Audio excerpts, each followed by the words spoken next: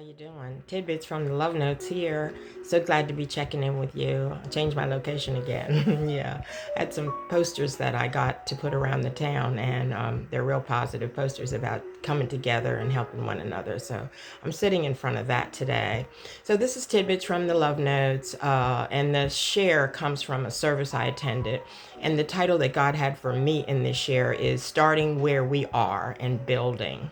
So I met a lady some days ago that shared with me her situation that she was going through, and she wanted me to know that God had touched her life and saved her family. This is from Jeramiah 29. I have hope and plans for you for your future.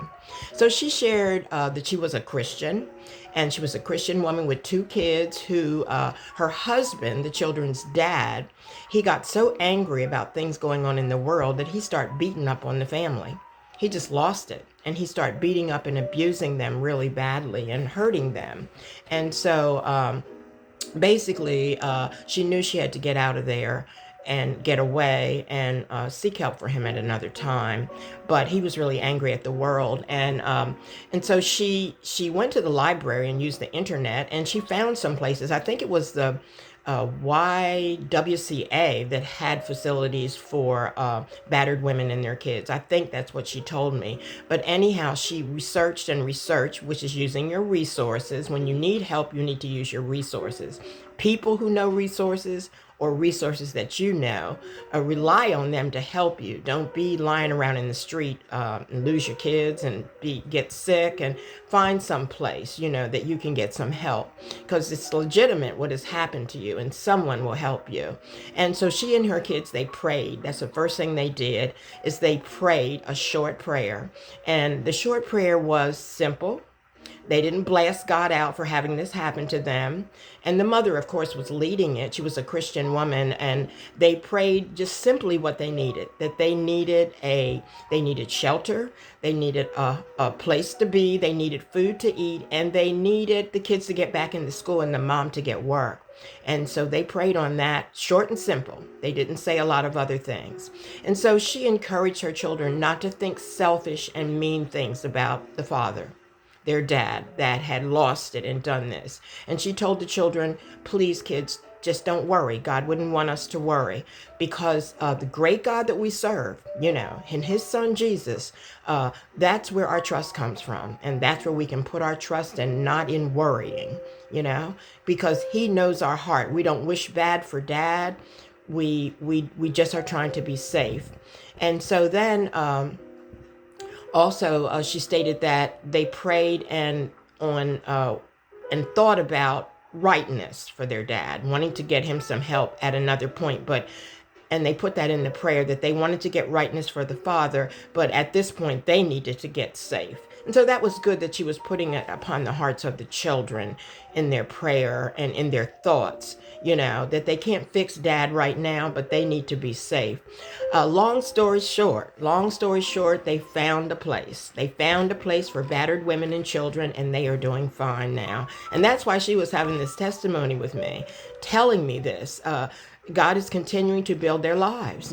Every day, she said, we have food, we have shelter. I've got a little job, and the kids are back in school, and it's all working out. All praises to the Lord. And they continue each day to let God lead their lives. That's what the thing is, to let God lead their lives. They put all their trust in him. So what I want to share with you is some tidbits.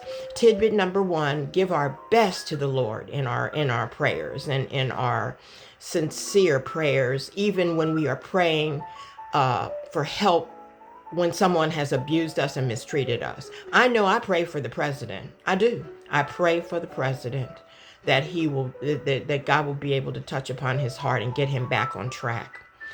Tidbit number 2, as we pray, don't pray and blast God out. Make your prayers short. Let God know what we need, and thank him in advance for answering our prayers. And tidbit number 3 is when things are really messed up and going badly, like getting kicked out of the house, getting beat up, kids beat up too. Focus not on that.